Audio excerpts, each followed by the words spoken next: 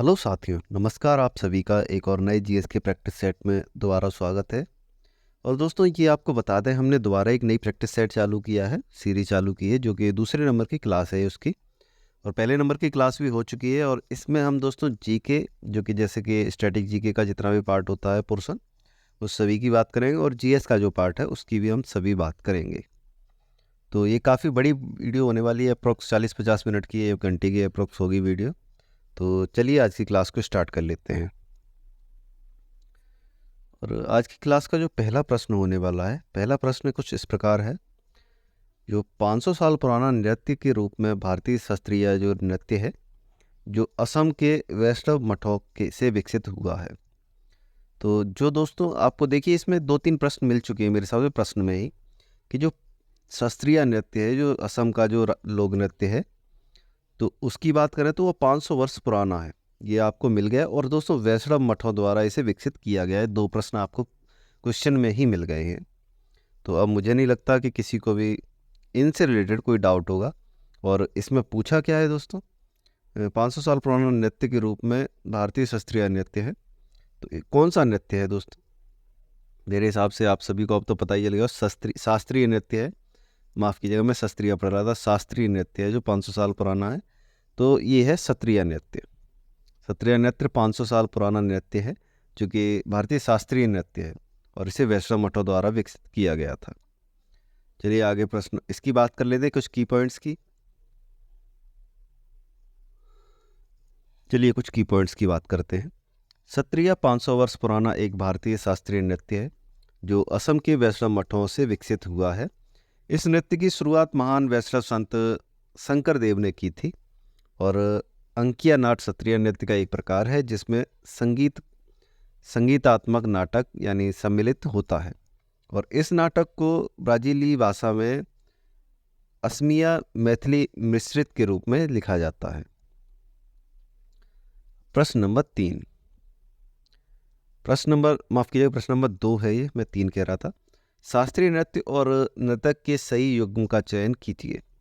आपको दोस्तों शास्त्रीय नृत्य दिए हुए हैं और उसके बगल में ही दिया हुआ है जो उनके कलाकार हैं, उनकी आपको सही पहचान करनी है, कौन सा कलाकार सही है। तो इसमें बस ऑप्शन डी ही सही है, क्योंकि दोस्तों पद्मा सुब्रमण्यम भरतनाट्यम करते हैं।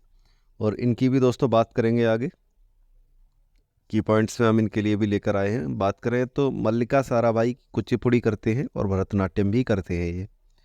के उमाराव माफ कीजिएगा उमारामा राव के उमारामा राव कुचिपुड़ी करते हैं। और परांजपे झेलम परांजपे ओडिसी करते हैं। जैसा कि हमने प्रॉमिस किया, सभी से बात कर लिए सभी ऑप्शंस के बारे में। और अब आते हैं प्रश्न नंबर 3 की ओर। प्रश्न नंबर 3 पर देखते हैं आके, थोड़ा सा पेन का कलर बदलने। चलिए प्रश्न नंबर 3 की तरफ देखते हैं। तो प्रसिद्ध वादक पंडित राम नारायण निम्नलिखित में से किस वाद्य यंत्र को बजाने के लिए जाने जाते हैं? आपको पंडित राम नारायण जी की बात कर रहे हैं इसमें, तो वो क्या बजाते थे? सरोद बजाते थे, सारंगी, घटम या वीणा? तो इसकी बात कर लेते हैं। ऑप्शन नंबर बी एकदम सही है, सारंगी की बात हो रही है, सारंगी बजाया करते थे। और अब थोड़ा सा इसकी की पॉइंट्स यानी डिटेल्स की बात कर लें तो पंडित राम नारायण अंतर्राष्ट्रीय स्तर के सफल संगीत सारंगी वादक थे। और शैली की बात कर लें तो हिंदुस्तानी शास्त्रीय नृत्य संगीत इनकी शैली थी, नृत्य नहीं संगीत थी इनकी शैली। पद्म विभूषण की बात कर लें तो इन्हें वर्ष 2005 में पद्म विभूषण से सम्मानित किया गया था। और पद्म भूषण की बात कर लें तो वर्ष 1991 में इन्हें पद्म भूषण से सम्मानित किया गया था। और बचा पद्म श्री, तो पद्म श्री इन्हें 1976 यानी 1976 में दे दिया गया था। तो इन्हें तीनों पद्म जो सम्मान होते हैं वो प्राप्त हैं। और हाँ दोस्तों, हमने ये पद्म सम्मानों से रिलेटेड भी एक करंट अफेयर्स के टॉपिक के ऊपर वीडियो बनाई थी, जिन्हें जो ये सभी मिले हैं, तो उनके बारे में भी आप जाकर चैनल पर चेक कर सकते हैं। वो भी काफ़ी इंपॉर्टेंट टॉपिक है, तीनों के भी बारे में हमने बात की है उसमें भी। अब आते हैं प्रश्न नंबर 4 की ओर। नर्तकी नटराज डैश पद्मश्री प्राप्त करने वाले प्रथम ट्रांसजेंडर व्यक्ति थे? तो कथक नर्तकी, ओडिसी नर्तकी और मणिपुरी नर्तकी या भरतनाट्यम नर्तकी? नर्तकी नटराज की बात हो रही है। तो इनका जो सही आंसर है भरतनाट्यम नर्तकी हो, इसका सही आंसर है। और इसकी डिटेल में अगर बात करें और तो नर्तकी नटराज का जन्म मदुरै में हुआ था। और गुरु की बात कर ले तो किटप्पा पिल्लई इनके गुरु हैं और तंजावुर चौकड़ी के वंशज हैं। अच्छा, मतलब किटप्पा पिल्लई के वंशज हैं और इनके जो गुरु भी वही हैं, तंजावुर चौकड़ी के हैं ये। 2018 में तमिलनाडु सरकार ने इनकी जीवन यात्रा को 11वीं कक्षा की तमिल पुस्तक में पाठ्यक्रम के रूप में शामिल किया है। इनकी जो जीवन चरित्र है, जीवन यात्रा है, उसको शामिल किया है। यह पद्मश्री से सम्मानित होने वाली पहली ट्रांसजेंडर महिला है। तो थोड़ा सा इनके पुरस्कारों की बात कर लें तो पद्मश्री इन्हें 2019 में मिला था और संगीत नाटक अकादमी पुरस्कार इन्हें 2011 में मिला था। तो अब मुझे नहीं लगता कोई और टॉपिक बचा है इनके बारे में। चलिए आगे प्रश्न की ओर बढ़ते हैं। प्रश्न नंबर 3, माफ़ कीजिए, प्रश्न नंबर 5 पर पहुंच चुके हैं। आज थोड़ा सा क्वेश्चंस का थोड़ा सा कन्फ्यूज़न हो रहा है। तो प्रश्न नंबर 5 की बात करते हैं। सर्वश्रेष्ठ ओरिजिनल स्टोर के रूप में के लिए ऑस्कर पुरस्कार जीतने वाले, माफ़ कीजिएगा, सर्वश्रेष्ठ ओरिजिनल स्कोर के लिए ऑस्कर पुरस्कार जीतने वाले भारतीय संगीतकार कौन हैं? तो भानु अथैया हैं, रसुल पुकुट्टे हैं, महबूब खान, या फिर SR, माफ़ कीजिएगा, AR Rahman. Option number D ही एकदम बिल्कुल सही है। AR रहमान की बात हो रही है इस वीडियो में। इसके की पॉइंट्स की ओर आते हैं।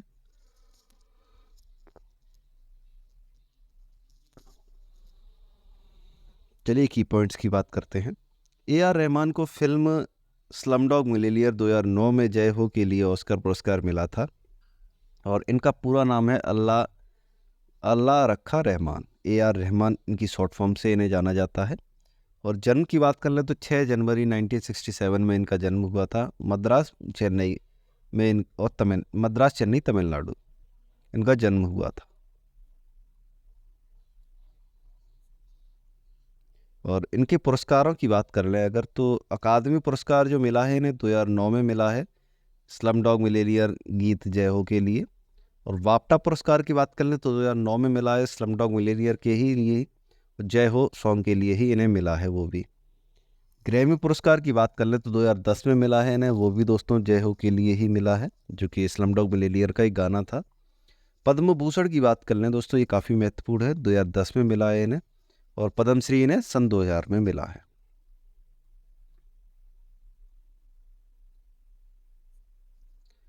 आगे आते हैं प्रश्न नंबर 6 की ओर। तो ग्रैमी पुरस्कार जीतने वाली पहली भारतीय महिला कौन है? तो सुनिधि चौहान है, लता मंगेशकर, आशा भोसले, तन्वी शाह। एक ही नाम इसमें सही लग रहा है, तन्वी शाह की बात की जा रही है जिन्हें ग्रैमी पुरस्कार जीतने का मौका मिला था। और इनकी बात करने अगर तो यह पुरस्कार 52वें ग्रैमी पुरस्कार में है जिन्हें जय हो स्लम डॉग मिलियनेयर गाने को लिखने के लिए AR रहमान तथा गुलजार के साथ संयुक्त रूप से मिला था। ग्रैमी पुरस्कार की शुरुआत वर्ष 1959 में हुई थी।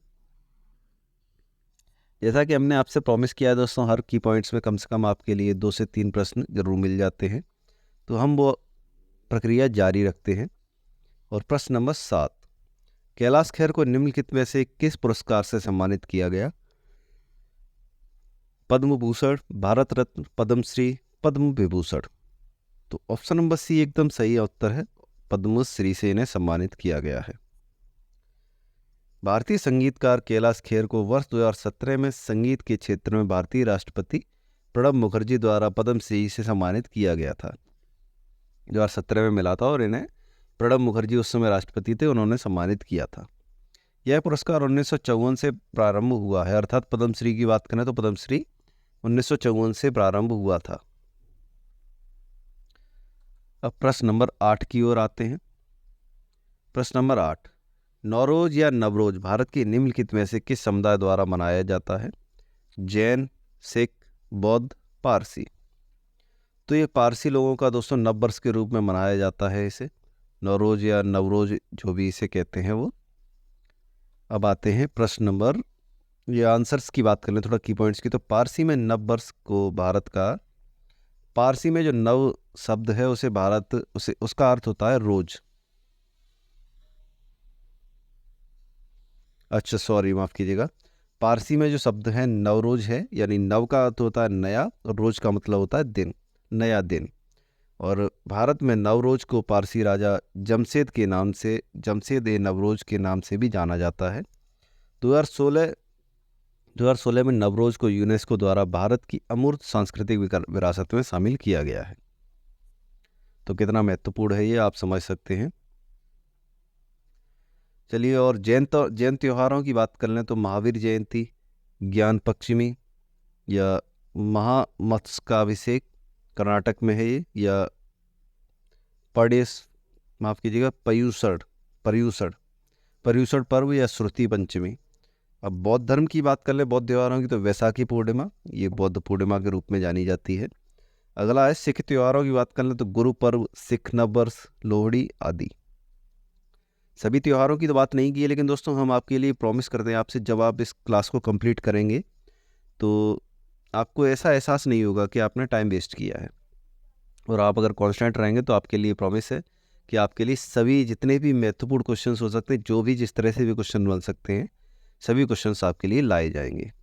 और हाँ, एक बार फिर से आप सभी से रिक्वेस्ट है कि प्लीज़ चैनल को सब्सक्राइब कर लीजिएगा और वीडियो को लाइक कर दीजिएगा, क्योंकि आपके लिए क्वेश्चंस ढूंढने में, छांटने में काफ़ी ज़्यादा मेहनत लगती है। तो चलिए एक बार फिर से स्टार्ट कर लेते हैं क्लास को। प्रश्न नंबर 9, निम्नलिखित में से कौन सा त्यौहार टाई ऑफ प्रोटेक्शन शब्द से जुड़ा है? रक्षाबंधन, करवा चौथ, छठ पूजा, बैसाखी। तो टाई ऑफ प्रोटेक्शन यानी आप रक्षा की बात की जा रही है तो रक्षाबंधन ही है, सही एकदम उत्तर है इसका। आगे बात करते हैं। रक्षाबंधन शब्द में रक्षा का अर्थ सुरक्षा और बंधन का अर्थ होता है बाध्य, अर्थात रक्षाबंधन पर भाई द्वारा बहन की सुरक्षा करने का वचन दिया जाता है। यह त्यौहार हिंदू धर्म व इससे संबंधित अन्य धर्मों यानी जैन, सिख आदि में भी मनाया जाता है। करवा चौथ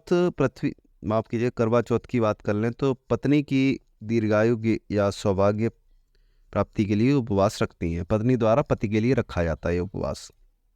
छठ पूजा की बात कर लें तो संतान की प्राप्ति और संतान के सुखमय जीवन के लिए छठ पूजा को रखा जाता है। अब प्रश्न नंबर 10, थांगटा पेंटिंग शैली में डैश देवता को दर्शाया जाता है? यहूदी, बौद्ध, इस्लामी, हिंदू। तो इसका जो एकदम सही और सटीक उत्तर है, बौद्ध की बात की जा रही। थांगटा जो पेंटिंग है उसमें बौद्ध धर्म के देवता को दर्शाया जाता है। अब आते हैं दोस्तों थांगटा, इसकी कुछ डिटेल्स की भी बात कर लें तो थांगटा शैली में बौद्ध देवता को दर्शाया गया है। थांगटा पेंटिंग आमतौर पर हिमाचल प्रदेश, लद्दाख, सिक्किम और अरुणाचल प्रदेश में प्रचलित हैं। थांगटा पेंटिंग शैली बड़े पैमाने पर प्रार्थना एवं उद्धृत संस्करणों और पोस्टर आकारों में सजाने के लिए जाने जाती हैं, अर्थात प्रयोग किए जाती हैं। प्रश्न नंबर 11, तंजावुर में बृहदेश्वर मंदिर का निर्माण डैश ने करवाया था? राजेंद्र प्रथम, विजयालय प्रथम, राजाराम प्रथम, माफ कीजिएगा राज प्रथम, या फिर आदित्य प्रथम। तो एकदम इसकी दोस्तों हम पहले भी क्लासेस में बात कर चुके हैं। जो लोग पहली बार आए होंगे उन्हें नहीं पता होगा, लेकिन जो लोग रेगुलर हैं चैनल पर उन्हें पता होगा कि हम इस क्वेश्चन की पहले भी क्लासेस में बात कर चुके हैं। राज प्रथम की बात की जा रही है, जो कि बृहदेश्वर मंदिर का निर्माण कराया था इन्होंने। चलिए इसकी बात कर लें तो राज के नाम से भी मंदिर को राजराजेश्वर मंदिर कहा जाता है। इनके नाम पर भी इसे बृहदेश्वर मंदिर इसका नाम है, लेकिन इन्हें इस मंदिर को राजराजेश्वर नाम से भी जाना जाता है। बृहदेश्वर मंदिर की बात कर लें तो तंजावुर तमिलनाडु में स्थित है। ये विश्व में अपनी तरह का ग्रेनाइट से बना एकमात्र मंदिर है ये, और यूनेस्को की विश्व धरोहर सूची में शामिल 1987 में वर्ष में इसे शामिल किया गया था। और यमहो मंदिर की बात करें तो 2002 में यूनेस्को द्वारा विश्व धरोहर स्थल में शामिल किया गया था। और प्रश्न नंबर 12 की बात कर लें तो बौद्ध स्थापत्य कला के स्मारकों में प्रार्थना कक्षों को डैश कहा जाता है? चैत्यगृह, स्तूप, विहार, पिस्तक। तो क्या कहा जाता है दोस्तों? चैत्यगृह कहा जाता है। ये एकदम सिंपल सा क्वेश्चन है। और इसकी बात कर लें अगर, तो बौद्ध स्थापत्य कला के प्रमुख पदों की बात कर लें तो स्तूप दोस्तों जो है पवित्र बौद्ध अवशेषों को रखने के लिए अर्धगोलाकार टीलेनुमा संरचना को स्तूप कहा जाता है। और विहार की बात कर ले, विहार क्या चीज़ होती है? बौद्ध संघ का निवास स्थान जो होता है उसे विहार कहा जाता है। प्रश्न नंबर 13, एल्डस हिरन उप प्रजाति को IUCN रेड लिस्ट में लुप्तप्राय लुप्तप्राय के रूप में वर्गीकृत किया गया है। यह केवल कहाँ पाई जाती है? जो एक हिरन की प्रजाति है एल्डस, उसकी जो उप प्रजाति को किस वर्गीकरण में शामिल किया गया है? और IUCN रेड जो लिस्ट है उसमें शामिल किया गया है, जो कि लुप्तप्राय जीवों के लिए होती है। और ये कहाँ के निवासी है तो वो बताना है आपको। तो ऑप्शन नंबर सी है मणिपुर के केवल लामजाओ राष्ट्रीय उद्यान। और दोस्तों केवल लामजाओ जो राष्ट्रीय उद्यान है वो एकमात्र तैरता हुआ राष्ट्रीय उद्यान है। उसके बारे में भी आगे बात करेंगे। चलिए आगे बात कर लेते हैं इसके बारे में। तो एल्डस हिरन उप प्रजाति को IUCN रेड लिस्ट में लुप्तप्राय के रूप में वर्गीकृत किया गया है, जो केवल भारत के मणिपुर में स्थित केवल लामजाओ राष्ट्रीय उद्यान में पाई जाती है। और मणिपुर के नृत्य की बात कर लें तो माफ कीजिएगा, मणिपुर के नृत्य करने वाले हिरन यानी सिंगाई जो हिरन है उसका अंतिम प्राकृतिक आवास केवल लामजाओ राष्ट्रीय उद्यान ही है। और प्रकृति के संरक्षण के लिए अंतर्राष्ट्रीय संघ IUCN का मुख्यालय ग्लैड स्विट्जरलैंड में स्थित है, जिसकी हमने बात की थी। जो रेड लिस्ट है IUCN की, उसका जो मुख्यालय है वो स्विट्जरलैंड में स्थित है। प्रश्न नंबर 14, भारत के राष्ट्रीय समुद्र विज्ञान संस्थान का मुख्यालय कहाँ स्थित है? नई दिल्ली, हैदराबाद, कन्याकुमारी, गोवा।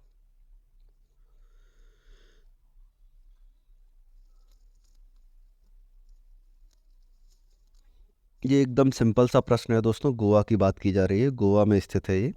और ये CGL का प्रश्न है। वैसे मैंने दोस्तों बताया नहीं, लेकिन हर प्रश्न पर टैग जरूर लगा होगा कि कौन से किस प्रकार के एग्जाम में आया हुआ है वो। राष्ट्रीय समुद्र विज्ञान संस्थान RNIO का स्थापना की बात करें तो 1 जनवरी 1966 में हुई थी। NIO का मुख्यालय डोना पाउना गोवा में स्थित है।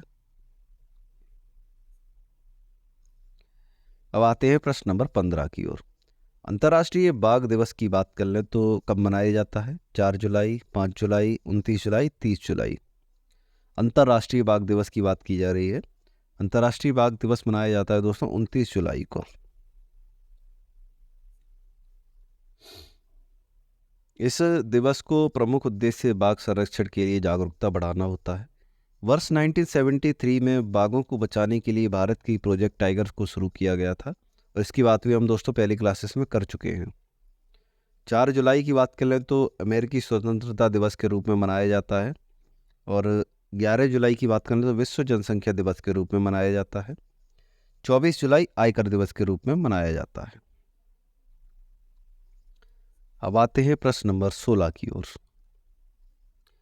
प्रश्न नंबर 16 की बात कर लें तो केंद्रीय जो प्रदेश है लद्दाख की झांकी नई दिल्ली में राजपथ पर पहली बार किस वर्ष प्रदर्शित की गई थी? दोस्तों जो झांकी प्रदर्शित की जाती है, जो केंद्र शासित प्रदेश लद्दाख की है, वो कब प्रसारित की गई थी, प्रदर्शित की गई थी पहली बार? तो 2019, 22, 20 या 21? 2021 में पहली बार प्रदर्शित की गई थी।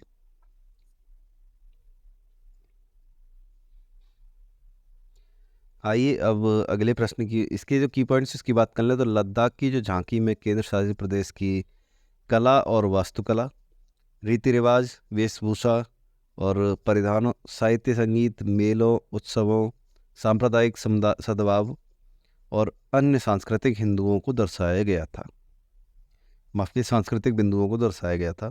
तो मेरे हिसाब से आपको ये क्लियर हो गया होगा 2021 में जो पहली बार लद्दाख की जो झांकी प्रदर्शित की गई थी दिल्ली में, उसमें आपको क्या क्या देखने को मिला था। तो वो इस प्रकार है, और उम्मीद करते हैं सभी आप अच्छे से याद करेंगे। तो इसी वर्ष उत्तर प्रदेश की झांकी में राम मंदिर मॉडल का प्रदर्शन भी किया गया था, जिसे सरकार ने काफ़ी ज़्यादा प्रचार किया था इसका। वर्ष 2021 के गणतंत्र दिवस समारोह में कोई मुख्य अतिथि नहीं था, तो बोरिस जॉनसन इंग्लैंड के पीएम कोविड-19 के कारण अपनी यात्रा रद्द कर दी थी इन्होंने। प्रश्न नंबर 17, निम्नलिखित में से कौन सा म्यांमार का सबसे बड़ा जाति समूह है? तो जाति समूह की बात की जा रही है तो, और म्यांमार की बात कर रहे हैं तो बामर, क्रेन या सान, रोहिंगा। सबसे बड़ा जो जाति समूह है तो वो है बामर, म्यांमार का। और इसकी बात कर लें तो बामर या बर्मन म्यांमार का सबसे बड़ा जाति और भाषी समूह है जो बर्मी भाषा बोलते हैं, और वर्तमान में बामर जाति समूह म्यांमार की कुल आबादी का 2/3 हिस्सा है। और ये समूह मुख्यतः इरावती नदी है बेसिन क्षेत्र में निवास करता है। प्रश्न नंबर 18 कुछ इस प्रकार है। चलिए प्रश्न नंबर 18 की बात कर लेते हैं। ए grain of sand in the over glass of time. A grain of sand in the over glass of time, और ग्लास ऑफ टाइम की बात कर रहे हैं तो किस भारतीय राजनेता की आत्मकथा है? तो R.K. गुजराल जी की है, डॉक्टर मनमोहन सिंह की है, A.K. आडवाणी की, L.K. आडवाणी की, या फिर अर्जुन सिंह की? L.K. आडवाणी यानी लाल कृष्ण आडवाणी जी का नाम है। इनकी जो सही आंसर है इसका ऑप्शन नंबर डी है, अर्जुन सिंह की किताब है ये। A grain of sand, the पूरा नाम एक बार फिर से पढ़ लेते हैं। A grain of sand in the hour glass of time, ये इसका पूरा नाम, और काफ़ी ज़्यादा महत्वपूर्ण है ये पुस्तक। अर्जुन सिंह की बात कर ले तो a grain of sand in the hour glass of time, ये इनकी किताब है। R.K. गुजराल जी की बात कर लें तो मैटर्स ऑफ डिस्क्रिशन और एन ऑटोबायोग्राफी, ये इनकी पुस्तक है। और डॉक्टर मनमोहन सिंह की बात कर रहे हैं तो चेंजिंग इंडिया इनकी पुस्तक है, और ये काफ़ी ज़्यादा महत्वपूर्ण पुस्तक है। चलिए प्रश्न नंबर 19 की ओर आते हैं। द मूर्स लास्ट साई जो है, इनकी उपन्यास के लेखक कौन है? ये एक उपन्यास है जिसके लेखक की बात करें तो सलमान रश्दी जी इसके मुख्य, अर्थात इस उपन्यास के लेखक हैं। Salman Rushdie the Moor's last sigh की बात कर रहे हैं।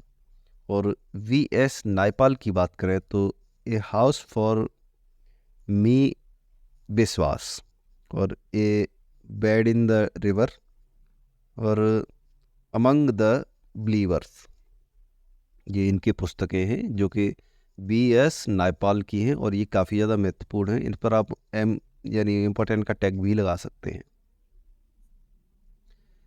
अब आते हैं प्रश्न नंबर 20 की ओर। प्रश्न नंबर 20, पहले पैरालंपिक खेल किस वर्ष आयोजित किए गए थे? 1961, 1960, 1964, 1962। कब आयोजित किए गए थे? तो 1960 में आयोजित किए गए थे, और ये भी काफ़ी ज़्यादा महत्वपूर्ण प्रश्न है, काफ़ी एग्जाम से पूछा जाता रहता है ये। पहला Paralympic game the Stoke Mandeville games कहा जाता है। द स्टोक मेडवेल गेम्स के नाम से इन्हें जाना जाता है। और सर लुडविग गुटेमेन की बात कर लें, गुटेमेन की तो न्यूरोलॉजिस्ट को पैरालंपिक खेलों का जनक माना जाता है। पैरालंपिक गेम्स विकलांग एथलीटों और सामाजिक परिवर्तन के सबसे बड़े अंतर्राष्ट्रीय आयोजन हैं, और पैरालंपिक खेलों का आयोजन अंतर्राष्ट्रीय पैरालंपिक समिति द्वारा किया जाता है। मुख्यालय की बात कर लें तो वान, जर्मनी में इसका मुख्यालय है। भारत ने सर्वप्रथम 1968 में तेल अवीव, इजराइल पैरालंपिक में भाग लिया था। अर्थात अगर पूछा जाए प्रश्न में तो भारत ने पहले पैरालंपिक में भाग कब लिया था और कहाँ पर लिया था, तो 1968 में लिया था, और जो अवीव इजराइल में हुए थे उन पैरालंपिक्स में भाग लिया था। चलिए प्रश्न नंबर 21 की ओर आते हैं, और 21 की बात कर लें तो निम्नलिखित में से कौन सा खिलाड़ी भाला फेंक जैवलिन थ्रो से जुड़ा है? मनिका बत्रा, नीरज चोपड़ा, पंकज आडवाणी, सौरभ चौधरी। और अगर आप दोस्तों इस प्रश्न का भी आंसर गलत कर रहे हैं तो मेरे हिसाब से आपको काफ़ी ज़्यादा मेहनत करने की आवश्यकता है। एक बार आप ऑप्शंस को दोबारा पढ़ेंगे। मनिका बत्रा, नीरज चोपड़ा, पंकज आडवाणी, सौरभ चौधरी। इसका एक ही ऑप्शन सही है, option number B, Neeraj Chopra. थोड़ी सी डिटेल्स में बात कर लें तो उपलब्धियों की बात कर लें, माफ़ कीजिएगा, हाँ उपलब्धियाँ। टोक्यो ओलंपिक 2020 में स्वर्ण पदक जीता था इन्होंने। और एशियाई खेलों की बात कर लें तो 2018 में स्वर्ण पदक जीता था। और राष्ट्रमंडल खेलों की 2018 की स्वर्ण पदक जीता था इन्होंने। एशियाई एथलेटिक्स चैंपियनशिप 2017 में भी स्वर्ण पदक ही जीता था। और दक्षिण एशियाई जो खेल हैं 2016, इनमें भी स्वर्ण पदक ही जीता था। इन्होंने कुल मिलाकर 1 2 3 4 5 6 सॉरी 1 2 3 4 5 स्वर्ण पदक जीते हैं। 5 स्वर्ण पदक जीते हैं इन्होंने। और किस किस खेलों में जीते हैं आपने देख लिया है मेरे हिसाब से। अब और भी है इनकी। दक्षिण एशियाई खेलों में भी स्वर्ण पदक इन्होंने जीता है। और डायमंड लीग जो 2022 में ज्यूरिख में हुई थी उसमें भी स्वर्ण पदक जीता है। डायमंड लीग 2023 में जो दोहा में हुई थी उसमें रजत पदक जीता है। तो कुल मिलाकर 5 6 7 7 स्वर्ण और 1 रजत पदक जीता है इन्होंने। सम्मानों की बात कर लेने, जो सम्मान प्राप्त हैं, मेजर ध्यानचंद खेल रत्न पुरस्कार 2021 में दिया गया था। अर्जुन पुरस्कार 2018 में दिया गया था। पद्मश्री सम्मान 2022 में दिया गया था। और परम विशिष्ट सेवा पदक 2022 में दिया गया था। विशिष्ट सेवा पदक 2020 में दिया गया था। और इनकी जो व्यक्तिगत सर्वश्रेष्ठों की बात करें तो रिकॉर्ड है इनका 89.94 मीटर 2022 में, ये इन्होंने रिकॉर्ड बनाया था। आइए प्रश्न नंबर 22 की ओर बात कर लेते हैं। तो प्रश्न नंबर 22 की ओर देखें तो 2021 में भारतीय पुरुष क्रिकेट टीम ने ये ऑस्ट्रेलिया को गावा स्टेडियम में टेस्ट मैच में हराकर टेस्ट के बारे में ब्रिस्बेन में ऑस्ट्रेलिया को हराने वाली एकमात्र क्रिकेट टीम बन गई थी।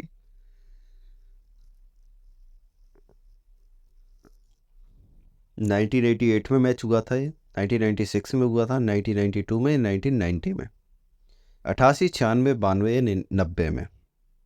तो ये जो मैच हुआ था 1988 में हुआ था ये मैच। और गाबा के मैदान पर एक भारतीय पहली टेस्ट मैच जीती थी। अर्थात दोस्तों ये भारत की जो पहली जीत थी टेस्ट मैच की, वो गाबा के मैदान पर थी ऑस्ट्रेलिया में। और हाँ दोस्तों, ये ऑस्ट्रेलिया के खिलाफ ही थी। इस जीत के साथ भारत गावा और बाका में टेस्ट मैच जीतने वाला और गावा स्टेडियम में ऑस्ट्रेलिया को हराने वाला एशिया का पहला देश बन गया था। भारत ने यह टेस्ट सीरीज 2-1 से जीती थी। गावा के मैदान में पिछले 32 वर्षों में ऑस्ट्रेलियाई टीम की यह पहली हार थी दोस्तों। 32 वर्षों में आप देख पा रहे होंगे, 32 वर्षों से ऑस्ट्रेलिया जीतती आ रही थी, लेकिन 32 वर्षों बाद 1988 में ये पहला मैच हारी थी। इसके साथ ही भारतीय क्रिकेट टीम ऑस्ट्रेलिया में लगातार टेस्ट सीरीज जीतने वाली जो एशिया की पहली टीम बन गई थी दोस्तों। जो एशिया की पहली टीम थी वो भी बन गई थी इसी टेस्ट मैच के साथ में, जीतने के साथ में। प्रश्न नंबर 23, श्री सागर कैलाश ओवलकर निम्नलिखित में से किस खेल के उत्कृष्ट योगदान के लिए अर्जुन पुरस्कार 2022 से सम्मानित होने के लिए खबरों में थे? शतरंज, मलक्खम, जूडो, कबड्डी। दोस्तों मलक्खम इसका सही उत्तर है। मलक्खम के रिलेटेड थे सागर कैलाश। और मलक्खम के लिए अर्जुन पुरस्कार से सम्मानित होने वाले पहले भारतीय पुरुष बने थे। आपने हो सकता है मलक्खम का नाम भी ना सुना हो बहुत से लोगों ने। मलक्खम में अर्जुन अवार्ड प्राप्त करने वाले लोगों में हिमानी उत्तम परब के बारे में दूसरे भारतीय थे।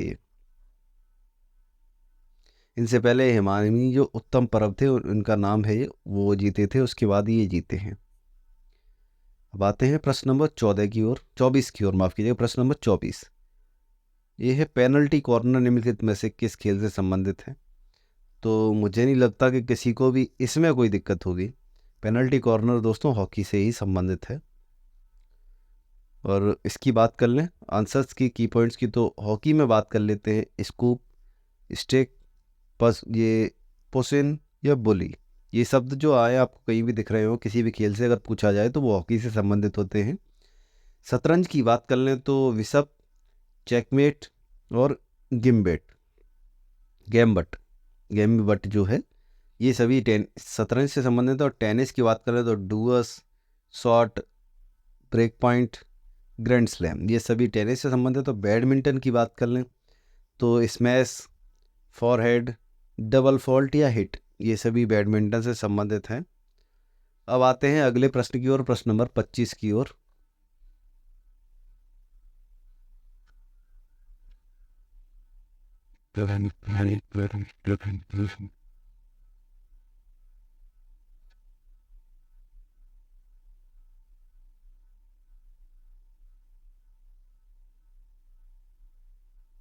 माफ़ कीजिएगा, थोड़ा सा माइक इशू हो गया था। और चलिए प्रश्न नंबर 25 की ओर आते हैं। डिजिटल इंडिया सप्ताह 2022 का विषय क्या था दोस्तों? ग्लोबल से लोकल तक, हरित भारत, स्वच्छ भारत, नव वर्ष, नव भारत प्रौद्योगिकी प्रेरणा, भारत के डिजिटल स्टार्टअप। तो ऑप्शन नंबर सी एकदम सही उत्तर है इसका, भारत, नव भारत प्रौद्योगिकी प्रेरणा। इसके की पॉइंट्स, माफ़ कीजिएगा, इसके की पॉइंट्स नहीं ला पाए, लेकिन दोस्तों इसके बारे में हम बताएंगे आपको सब कुछ। नव भारत प्रौद्योगिकी प्रेरणा इसका जो था, लेकिन इसके बारे में बात करते हैं तो डिजिटल इंडिया सप्ताह 2022 का विषय नव भारत प्रौद्योगिकी प्रेरणा था, जैसा कि हमने अभी पढ़ा है। और भारतीय प्रधानमंत्री की जो माफ़ कीजिएगा, प्रधानमंत्री श्री नरेंद्र मोदी ने डिजिटल इंडिया सप्ताह 2022 का उद्घाटन गांधीनगर गुजरात में किया था। तो इसका जो आपको उद्घाटन स्थल है उसके भी बाद में पता चल चुका है। और बात करें तो भारतीय जो प्रधानमंत्री है श्री नरेंद्र मोदी ने इस दौरान digital India Bhashini, digital India genesis और इंडिया स्टॉक डॉट ग्लोबल, माई स्कीम तथा मेरी पहचान पहल का भी शुभारंभ किया था। तो ये काफ़ी ज़्यादा महत्वपूर्ण दोस्तों हो जाता है सप्ताह। अब चलिए आगे प्रश्न नंबर 26 की ओर बढ़ते हैं। प्रश्न नंबर 26 को देखते हैं। तो प्रश्न नंबर 26 में है, निम्न में से कौन सा अनुच्छेद संसद के दोनों सदनों के सत्र में न होने पर भारत के राष्ट्रपति को अध्यादेश जारी करने का अधिकार देता है? इसके बारे में हम पहले भी बात कर चुके हैं, अनुच्छेद 123 की बात करते हैं हम, और हम पहले भी बता चुके हैं इसके बारे में।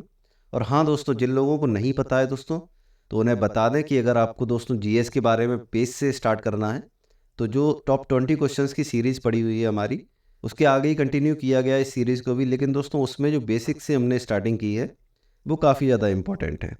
और ये 26 से हम इसमें 26 से 45 तक टॉप 20 क्वेश्चंस वही लेकर आते हैं। उससे पहले हम जीके यानी जो आपकी स्टैटिक जीके उसके बारे में बात करते हैं। तो चलिए स्टार्ट कर लेते हैं। और हाँ, एक बार मैं फिर से रिक्वेस्ट करना चाहूँगा, अगर आप अच्छे से तैयारी करना चाहते हैं, बेसिक से तैयारी करना चाहते हैं, तो प्लीज़ उन क्लासेस को पहले ले लीजिए। वो बेस से स्टार्ट किए गए, एकदम ज़ीरो लेवल से। चलिए स्टार्ट कर लेते हैं क्लास को। भारतीय संविधान के अनुच्छेद 123 के अनुसार संसद के दोनों सदनों के सत्र में न होने पर भारत का राष्ट्रपति अध्यादेश जारी कर सकता है। और अध्यादेश का उतना ही प्रभावशाली होगा जितना संसद में पारित कानून होता है। अनुच्छेद 121 की बात कर लें तो संसद में चर्चा पर प्रतिबंध होता है। अर्थात दोस्तों संसद में 121 के अनुसार संसद में चर्चा पर प्रतिबंध लगा दिया जाता है। 122 की बात कर लें तो न्यायालयों द्वारा संसद की कार्रवाइयों की जांच न किया जाना 122 में शामिल है। 124 की बात कर लें तो उच्चतम न्यायालय की स्थापना और गठन 124 में बताया गया है।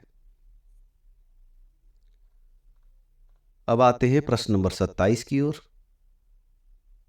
प्रश्न नंबर 27 है दोस्तों, भारतीय संविधान के भाग 5 और 2, भाग 5 अध्याय 2 में निम्नलिखित में से उपबंध शामिल नहीं है। अर्थात इसमें से आपको बताना है क्या उपबंध शामिल नहीं है। तो संसद में चर्चा पर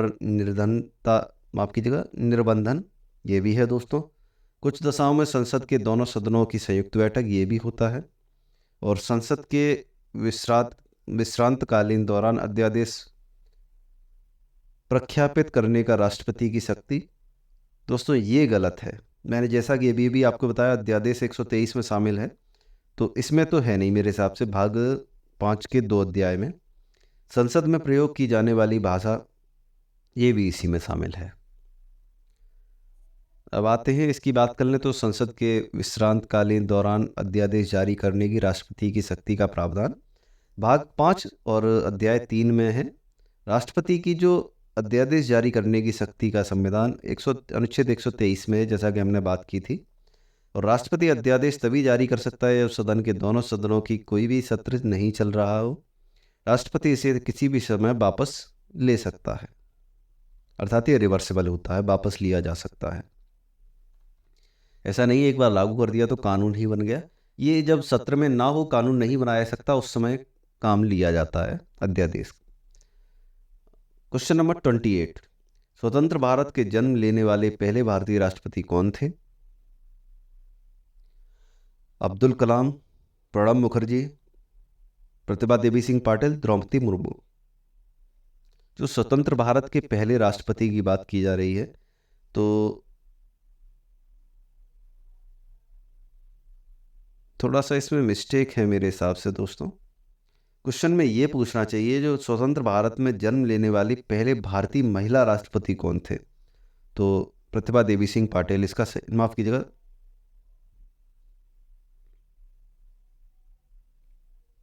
अच्छा, इस क्वेश्चन का आंसर ये है दोस्तों कि जो भारत जब आज़ाद हुआ था उसके बाद जो जन्म लिया है जिन्होंने, तो वो राष्ट्रपति कौन है दोस्तों? जो अभी तक राष्ट्रपति हुए हैं वो जन्म से उससे पहले के ही हैं। स्वतंत्र भारत में जिन्होंने जन्म लिया है वो है द्रौपदी मुर्मू। और इनकी बात करेंगे अभी। इसकी बात करें इनकी, तो भारत के 15वीं निर्वाचित राष्ट्रपति द्रौपदी मुर्मू हैं। स्वतंत्र भारत में जन्म लेने वाली पहली राष्ट्रपति हैं। इनका जन्म 20 जून 1958 को उड़ीसा के मयूरगंज के एक छोटे से गांव में हुआ था। भारत के प्रथम राष्ट्रपति डॉक्टर राजेंद्र प्रसाद थे, जबकि पहली महिला राष्ट्रपति डॉक्टर प्रतिभा देवी सिंह पाटिल थी। इसमें दोस्तों मैं थोड़ा कंफ्यूज हो गया था, इसलिए माफ़ी चाहूँगा, लेकिन मैंने आपको क्लियर कर दिया है जिस तरह से इस क्वेश्चन में बताया गया है। प्रश्न नंबर 29 भारतीय संविधान के किस भाग में उल्लिखित है कि भारत का एक उपराष्ट्रपति भी होगा? 75, 45, 63 या 56?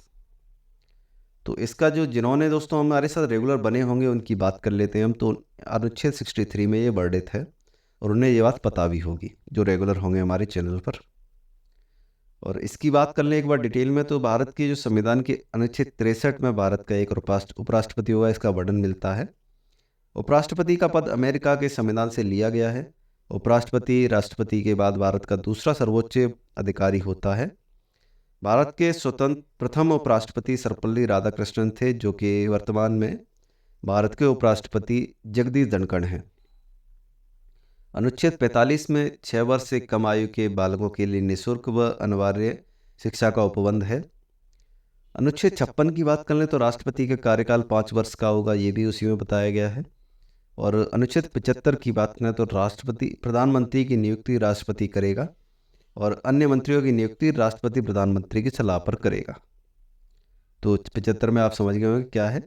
जो प्रधानमंत्री की नियुक्ति दोस्तों राष्ट्रपति करेगा, लेकिन जो अन्य मंत्री हैं उनकी नियुक्ति राष्ट्रपति भी करेगा, लेकिन प्रधानमंत्री की सलाह पर करेगा। अब आते हैं क्वेश्चन नंबर 30 पर।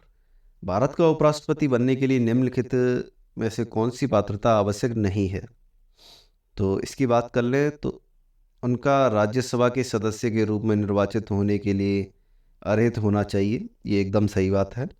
उनका भारत का नागरिक होना चाहिए, ये भी सही बात है। उनकी आयु 40 वर्ष पूरी होनी चाहिए, ये दोस्तों गलत है, क्योंकि दोस्तों 35 वर्ष होती है मिनिमम।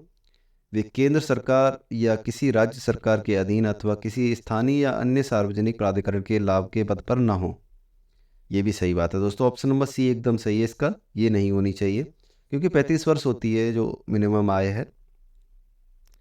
अनुच्छेद 63 का भाग 3 है, जो के अनुसार उपराष्ट्रपति पद के लिए व्यक्ति की योग्यताएं होनी चाहिए।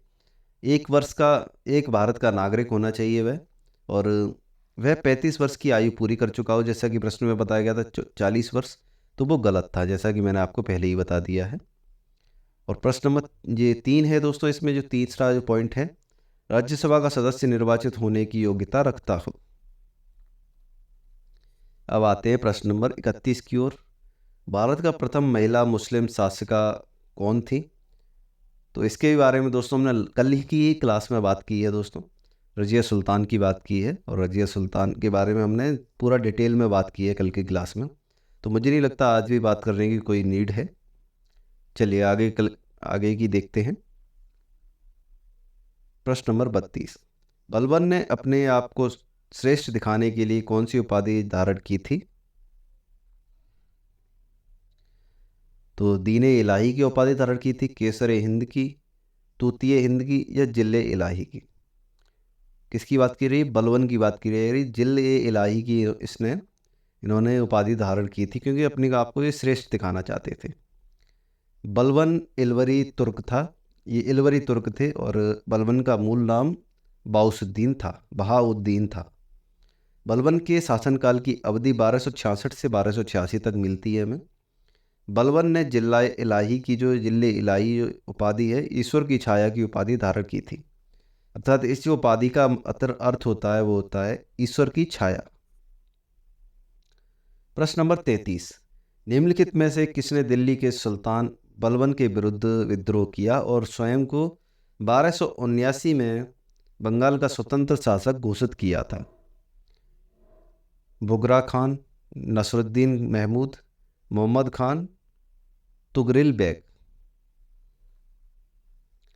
तो तुगरिल बेग की बात की जा रही है। इन्होंने खुद को स्वतंत्र शासक शामिल वो कर दिया था घोषित 1279 में। आगे बात कर लें इनके बारे में। वर्ष 1279 में बंगाल के सूबेदार तुगरिल खान बेग की बात की जा रही है। बलबन के विरुद्ध विद्रोह किया था इन्होंने। इस विद्रोह का दमन स्वयं बलबन ने किया था और तुगरिल खान बेग ने अपना नाम सिक्के जारी किए थे, अर्थात इन्होंने अपने नाम के सिक्के भी जारी किए थे। प्रश्न नंबर 34, प्रश्न नंबर 34 है, बलबन ने निम्नलिखित में से दिल्ली के किस सुल्तान के नायाब के रूप में कार्य किया था? अर्थात नायब के रूप में कार्य किया था। रजिया सुल्तान, नसरुद्दीन महमूद, इल्तुतमिश, कुतुबुद्दीन ऐबक? किसके रूप में काम किया था? तो नसरुद्दीन महमूद ने काम किया था, यानी ऑप्शन नंबर बी एकदम सही उत्तर है इसका। बलबन ने नसरुद्दीन महमूद के यहाँ नायब के रूप में कार्य किया था और नसरुद्दीन महमूद इल्तुतमिश का पुत्र था। बलबन को उलूग खां की उपाधि नसरुद्दीन महमूद ने प्रदान की थी। उम्मीद करते हैं आज का प्रैक्टिस सेट आप सभी को पसंद आ रहा होगा, और अभी तक अगर आप क्लास में बने हुए हैं तो प्लीज़ क्लास को लाइक कर दीजिएगा, चैनल को सब्सक्राइब कर दीजिएगा और बेल आइकन भी प्रेस कर लीजिएगा। भारत का प्रथम मकबरा जो शुद्ध इस्लामी शैली से बनाया गया था, बलबन का मकबरा था, हुमायूं का मकबरा, ऐबक का, या फिर अलाउद्दीन का? तो जो शुद्ध इस्लामी शैली से बनाया गया था वो था दोस्तों ऑप्शन नंबर ए, बलबन का मकबरा। इसकी कुछ डिटेल्स की बात कर लें। चलिए डिटेल्स की बात करें तो भारत में प्रथम मकबरा जो शुद्ध इस्लामी शैली में निर्मित है, बलबन का मकबरा है। बलबन का मकबरा दिल्ली में राय पिथौरा किले के समीप स्थित है। बलबन के मकबरे में सर्वप्रथम मेहराब का वास्तविक रूप से दिखाई पड़ता है।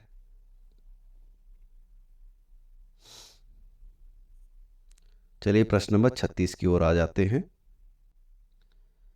इन क्लासेस को दोस्तों आप मिनी मैराथन के रूप में भी देख सकते हैं, क्योंकि 45 क्वेश्चन और 1 घंटे का समय काफ़ी हो जाता है मेरे हिसाब से। और कोंकण तट में रहने वाले लोग तापमान की चरम सीमा को मौसमी अवर्तन का सामना क्यों नहीं कर पाते हैं?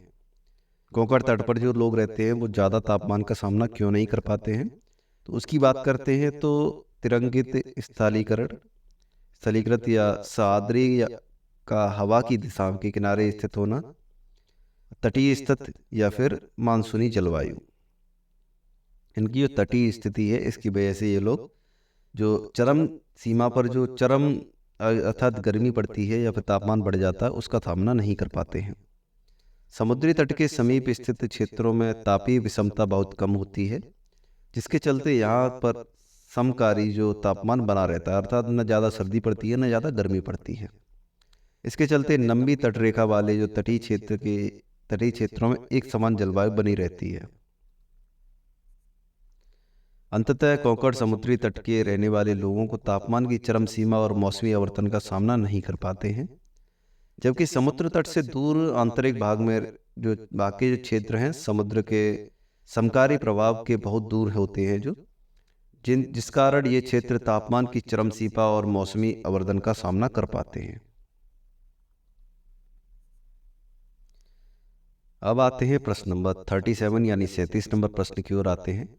निम्नलिखित में से कौन सा 2832 मीटर की अधिकतम ऊंचाई पर पीर पंजाल श्रेणी में स्थित एक पर्वतीय दर्रा है, जो केंद्र शासित प्रदेश जम्मू और कश्मीर और कश्मीरी घाटी को बाहरी हिमालय और दक्षिणी में मैदानी इलाकों से जोड़ता है। मुझे याद आ रहा है दोस्तों, हम इसका आंसर पहले, इस क्वेश्चन को हम पहले भी डिस्कस कर चुके हैं पुरानी क्लासेस में। चलिए इसकी डायरेक्ट आंसर की बात कर लें तो ऑप्शन नंबर बी बनिहाल दर्रा है ये।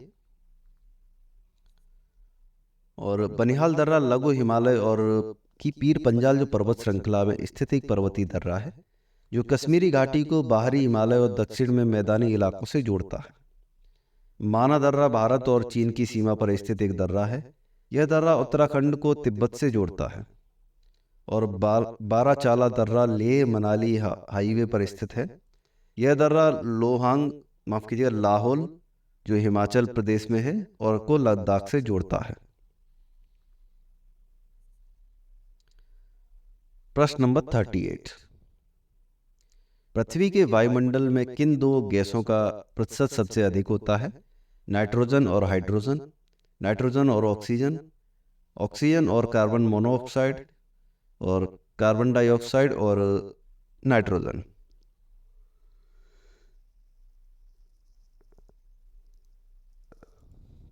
इस क्वेश्चन का आंसर दोस्तों मैं सभी से उम्मीद करता हूं कि सभी लोग देंगे, क्योंकि दोस्तों ये वो क्वेश्चंस हैं जो आप बचपन से पढ़ते आ रहे होंगे और मेरे हिसाब से हर टीचर ने आपको बताए ही होंगे। तो इसका आंसर है ऑप्शन नंबर बी, नाइट्रोजन और ऑक्सीजन। चलिए इसकी डिटेल में बात कर लें तो पृथ्वी के वायुमंडल का निर्माण 3 आधारभूत तत्वों जैसे अथवा संघटकों जैसे गैस, जलवाष्प और एरोसोल से हुआ है। वायुमंडल में नाइट्रोजन की मात्रा 78% है, ऑक्सीजन की मात्रा 20.8% है, आर्गन की मात्रा 0.9% है, कार्बन डाइऑक्साइड की मात्रा 0.03% है।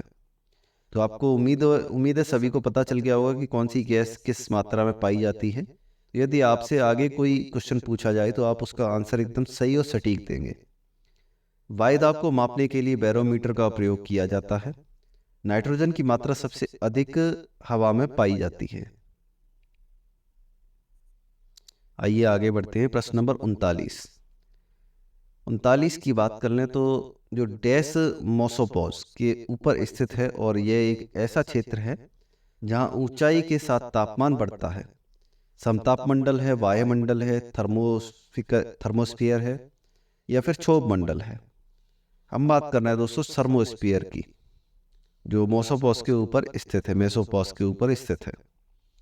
मेसोपॉज के ठीक ऊपर स्थित वायुमंडलीय परत थर्मोस्फीयर के या तापमंडल के कहलाती है। और थर्मोस्फीयर वायुमंडल की सबसे गर्म परत होती है। इस परत में ऊंचाई बढ़ने के साथ तापमान में तीव्र गति से वृद्धि होती है। और मेसोस्फीयर मध्यमंडल है और समताप मंडल के ठीक ऊपर स्थित है। वायुमंडल की एक ऐसी परत है जिसकी ऊंचाई बढ़ने के साथ तापमान में कमी आती है। और ओजोन परत समताप मंडल में स्थित है दोस्तों। अब आते हैं प्रश्न नंबर 40 की ओर। तो गुजरात में जो प्रायद्वीप के पश्चिमी और पूर्वी किनारों पर अवसादी चट्टानों में कौन सा संसाधन पाया जाता है? सोना पाया जाता है, बॉक्साइट, मैग्नीज या पेट्रोलियम। तो गुजरात के जो प्रायद्वीपीय पश्चिमी और पूर्वी किनारों के जो अवसादी चट्टानें हैं उनमें पेट्रोलियम की मात्रा पाई जाती है। खनिज तेल, पेट्रोलियम और प्राकृतिक गैस का जो विकास जीवाश्म युक्त अवसादी चट्टानों सेलों से होता है वो खनिज तेल होता है। और भारत में असम, गुजरात और राजस्थान प्रमुख पेट्रोलियम भंडारण क्षमता रखने वाले राज्य हैं। गुजरात में प्रायद्वीपीय के पश्चिमी और पूर्वी पर अवसादी चट्टानों में पेट्रोलियम पाया जाता है। अवसादी चट्टानों को परतदार चट्टान भी कहते हैं। और अवसादी चट्टानों का निर्माण आग्नेय व रूपांतरित चट्टानों के अपरदन व निक्षेपण के फलस्वरूप होता है। हम उम्मीद यही करते हैं दोस्तों कि आपको क्लास अच्छी लग रही होगी। और क्लास अच्छी लग रही है अगर, या प्रश्न आपके लिए कुछ जानकारी पूर्ण है, तो कृपया एक ही रिक्वेस्ट है आपसे, लाइक कर दीजिएगा, शेयर कर दीजिएगा और सब्सक्राइब कर दीजिएगा।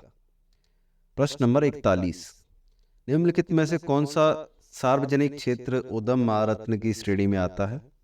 भारत संचार निगम लिमिटेड की बात कर लें, या फिर महानगर telephone Nigam limited, steel authority of India limited, Hindustan aeronautics limited. इसका जो एकदम सही उत्तर है सार्वजनिक क्षेत्र का उत्तम महारत्न, उद्यम महारत्न जो है, तो वो है steel authority of India limited. Steel authority of India limited का एक महारत्न कंपनी है। भारत में वर्तमान में 13 महारत्न कंपनियां हैं। ऑयल इंडिया लिमिटेड भारत की 13वीं महारत्न कंपनी है। और हाँ दोस्तों, हम एक छोटी सी वीडियो अलग से ले आएंगे क्लास, जिसमें हम जो महारत्न कंपनियां हैं उनके बारे में बात करेंगे, तो ज़्यादा परेशान होने की आवश्यकता नहीं है। प्रश्न नंबर 42 की बात कर लें तो एक बैंक के लिए मुख्य देनदारी इसकी या इसकी डैश है? जमाएं, आर्थिक लागत, माफ कीजिएगा माइक थोड़ा सा गड़बड़ हो गया, तो आस्तियां या फिर ऋण। इसका जो एकदम सही और सटीक उत्तर है जमाएं, इसका सही उत्तर है। आइए थोड़ा सा डिटेल में बात करते हैं इसके बारे में। किसी बैंक की मुख्य देनदारी इसकी जमाएं होती हैं। जब किसी राशि का भुगतान बैंक द्वारा ग्राहक की मांग पर करना होता है, तो इसी स्थिति में बैंक ग्राहक के लिए देनदार और ग्राहक बैंक के लिए लेनदार होता है। लेकिन किसी बैंक की इक्विटी, माफ कीजिएगा, किसी बैंक की इक्विटी गणना कुल देनदारियों को घटाने के पश्चात कुल प्राप्त संपत्ति के रूप में की जाती है। जो इक्विटी होती है उसकी हमने बात कर ली। और हाँ दोस्तों, कुछ समय पहले एक OTT पर एक शो भी आया था, शार्क टैंक, उसमें इक्विटी वगैरह के बारे में बात की जाती थी, तो आप उसे भी देख सकते हैं, जिससे आपको काफ़ी अच्छी नॉलेज हो जाएगी इकोनॉमिक्स की। प्रश्न नंबर 43, निम्नलिखित में से क्या पंचवर्षीय योजनाओं का लक्ष्य नहीं है? उच्च GDP और उच्च जनसंख्या वृद्धि, आत्मनिर्भरता, सभी लोगों का समान लाभ। अब इसके आंसर की बात कर लें तो एक ही है दोस्तों, कोई भी नहीं चाहता कि हमारे देश की जनसंख्या ज़्यादा हो जाए, क्योंकि दोस्तों जितनी ज़्यादा जनसंख्या होती है उतनी संसाधनों की कमी भी हो जाती है, इसलिए कोई भी ऐसा नहीं चाहता है। लेकिन जो GDP को उच्चतम स्तर पर ले जाना, ये भी सही बात है, और आत्मनिर्भरता हो वो भी अच्छी बात है, और दोस्तों सभी लोगों का समान विकास हो वो भी एकदम सही लक्ष्य है। योजना आयोग के कुछ अन्य लक्ष्य की बात कर लें तो आत्मनिर्भरता है, और आधुनिक अर्थव्यवस्था है, सामाजिक कल्याण, आर्थिक स्थिरता। 15 मार्च 1950 को प्रधानमंत्री जवाहरलाल नेहरू द्वारा भारत के योजना आयोग की स्थापना की गई थी। इसका मुख्य कार्य भारत में पंचवर्षीय योजनाओं को तैयार करना था। अगस्त 2024 को इसे भंग कर दिया गया था। इसकी जगह 2015 को नीति आयोग दे दी गई थी दोस्तों, जो कि कुछ ज़्यादा कारगर तो नहीं है मेरे हिसाब से। योजना आयोग थोड़ा सा ज़्यादा अच्छा था, लेकिन उसका नाम ही बदला है, ज़्यादा उसके कार्य तो नहीं बदले हैं, उसके कुछ कार्य ऐड ही कर दिए गए हैं। चलिए अब प्रश्न नंबर 44 की ओर आते हैं। 2005 में PSU के विनिवेश आय से प्राप्त धन को चैनलाइज करने के लिए निम्नलिखित में से कौन सा फंड कोष बनाया गया था? विनिवेश कोष, नया निवेश कोष, राष्ट्रीय निवेश कोष, राष्ट्रीय सार्वजनिक कोष।